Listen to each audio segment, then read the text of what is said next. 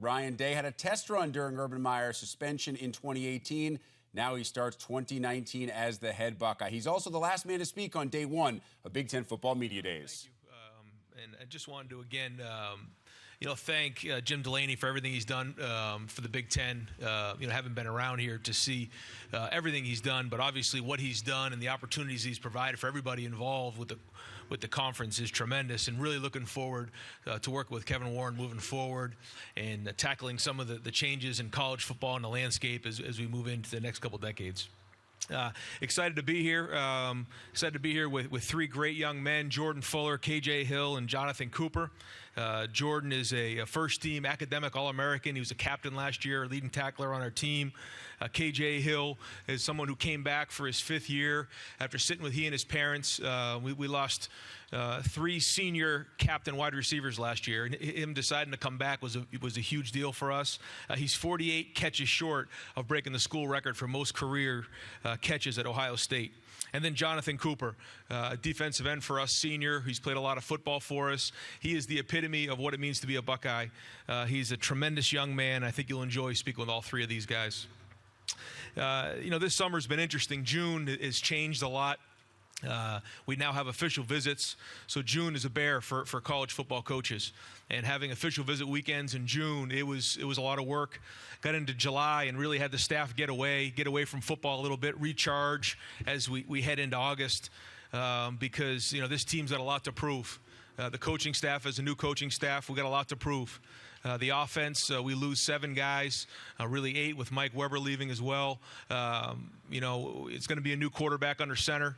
And then also on defense, there's a group of guys over there who are salty, who have a lot to prove. So August is going to be a big month for us, and looking forward to get going in a couple weeks. With that, I'll open up to any questions. Coach, we'll start right in front of you on the left. Hi, Ryan. Dave Biddle from 24/7 Sports. Who has the inside track to be your middle linebacker, starting middle linebacker? And what are some of the other most important position battles you face going into training camp on both sides of the ball? Yeah, I mean, we have a lot of depth at linebacker, and with the new scheme, we're actually having the ability to use different personnel groupings. We'll put 5 DBs in a game, we'll put 3 linebackers in a game, and kind of mix that up. Tough Borland, played a lot for us last year, and he's being pushed. He's being pushed by Taraja Mitchell. You're going to see Baron Browning, Malik Harrison, Pete Warner. You're going to see a lot of these guys playing next year. Al Washington's got his hands full. I talk to him all the time about you got to figure out who's going to play. And it's a good thing. There's a lot of healthy competition right there. And, we want that room to look like the defensive line room has looked in the past.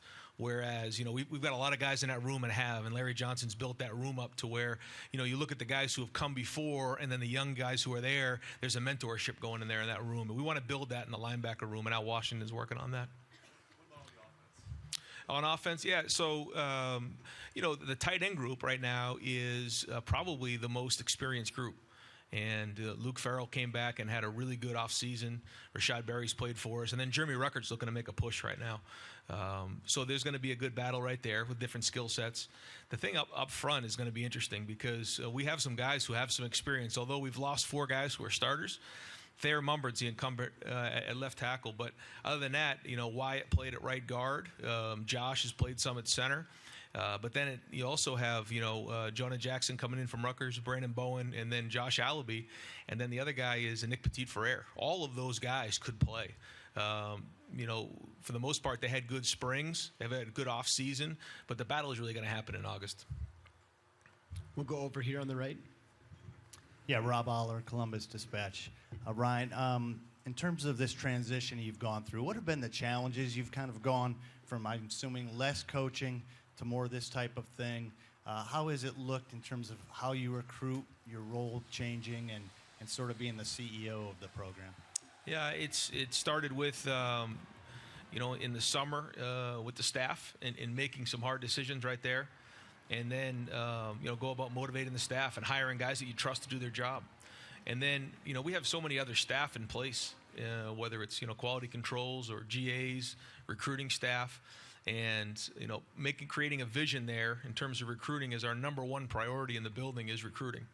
And so as the head coach, as a position coach, anybody else in the building, that's the first thing we focus on every day. And then from there, it's what we call power of the unit, which is motivating their units. And then at the end, it's enhancing the scheme. And so constantly talking to the guys about that. And as football coaches, a lot of times we want to hit on scheme, we want to talk about plays, but it's more about recruiting and about working with our guys to create that brotherhood amongst each other. And having that approach now where it's more of a macro approach as opposed to just looking at the X's and O's and the football and everything like that. Still very much involved on offense, working with Kevin Wilson and Mike Yursich on that side of the ball. And that's the exciting thing about college football is every year, that offense is going to adapt based on your personnel. And losing as many guys as we lost on offense, it's going to look different this year. And that's an exciting journey as we move into August. We'll go all the way on the left in the third row. Hey, Ryan, Austin Ward, Letterman Row. You talked, I think, on the day you got hired or got the job that over time you would put your personality on the program. You'd obviously make some tweaks, but you're also trying to maintain a really successful program as it is. Have there been things already in the first 6 or 7 months that you've consciously done differently, tried to change, or anything at this point that's notable? I think the easy thing to do is to ask, how are you different than Urban Meyer? And that's not something I really like to answer because, first off, you don't replace a legend. You don't replace one of the best football coaches in the history of the game. And what you can do is just be yourself. And I think that's what I'm doing. And focusing on what we call tough love. Tough is being tough on the field. And with our strength and conditioning program being the backbone of our program, is that they have to be tough. Our guys got to be, it's a tough game. We got to make tough decisions. Leadership is tough, challenging your teammate. But then also love for your brother and creating those bonds with your coach, creating those bonds with your teammates, because that's the ultimate motivator in my opinion. And so those are the things that we've been preaching to our team, and I think there's a lot of energy and positivity around the program. We'll bounce to the right over here. That's right. Bill Rabinowitz from the Columbus Dispatch. For the first time in a long time, Ohio State's not the clear favorite to win the Big Ten, according to some things that have been out there. What's your take on that? How good do you feel about your team a couple weeks before training camp starts? I feel great about the team. I love our team. I love our players. I love being around the guys. There's teams you get around where, it's labor to go to work. That's not the case here. These are great kids, and they're working really, really hard. But like I said, we have a lot to prove.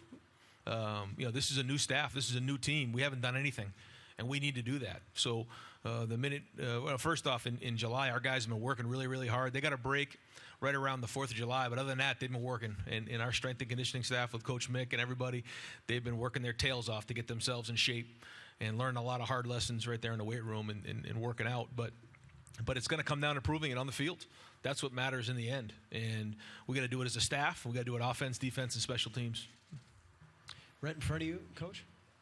Hey, Coach. Steve Hellwagon, Bucknuts 24/7. Curious about Justin Fields. It was kind of an uneven performance publicly in the spring game. We didn't get to see him run, obviously. You guys obviously can see so much more during practice and use him in different ways. Curious about his development this summer and bringing in Gunnar Hope, just what that dynamic should look like going into the preseason. Yeah. The quarterback room is there's not a guy in that room that was on the roster last year. There's not a guy in that room that was on the roster in December, other than Chris Chuganoff. And so it's an interesting situation. Whoever is playing in that first game will be the first time. And, Justin and Gunnar are going to compete like heck to go win the job. But at the end of the day, it's going to come down to who can play the game. And our schedule's funny this year. We have 6 games, a bye week, 2 games, a bye week, and then we play 4 games. And so in those first 6 games, the quarterback's going to be green. He's not going to have a lot of experience. And so the guys around him, our defense, the running game, the guys, the receivers on the end, they got to pick up the slack there. And so that as we go and grow throughout the season, we kind of get into that middle season and hit our stride in offense. Over here on the right in the third row. Right over here, Coach. Hey, Ryan. Teddy Greenstein from the Chicago Tribune. Obviously, Urban's still working for the university, and my understanding is he will be working with a lot of the varsity coaches. I assume he's available to you. Do you think you'll talk to him much during the season? For sure. I'd be crazy if I didn't. First off, what he's meant and Shelly has meant to Nina and I and our family, I could talk about that for hours.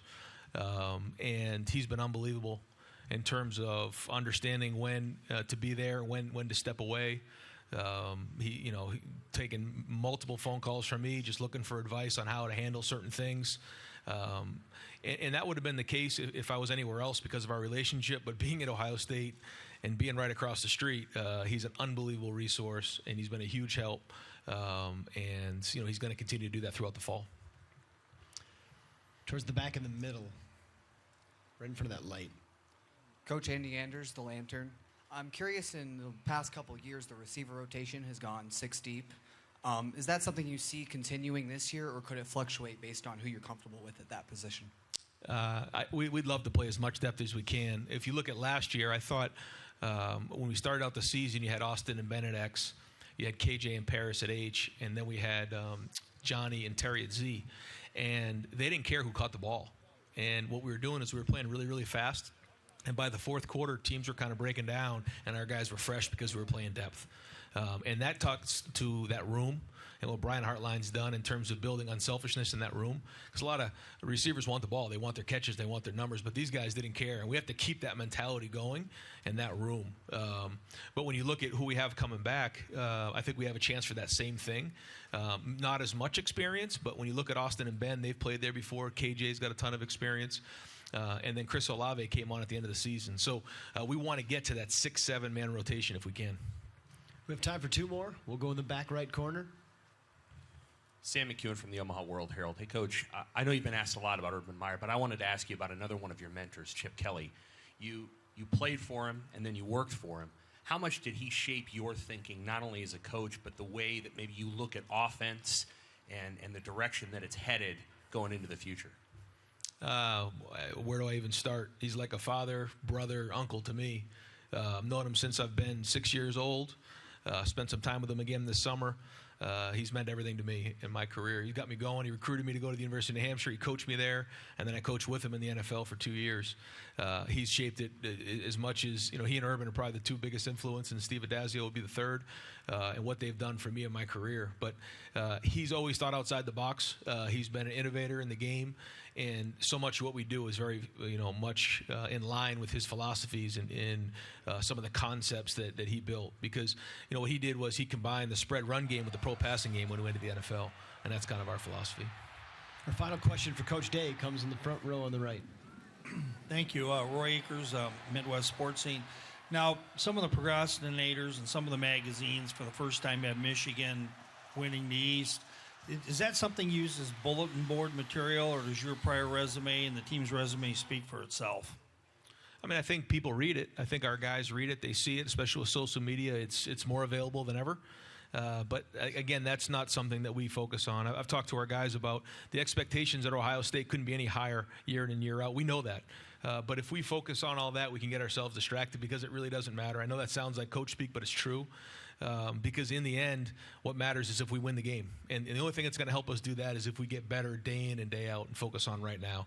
And again, I know that sounds like cliche, but it's the truth, and it's what we got to focus on.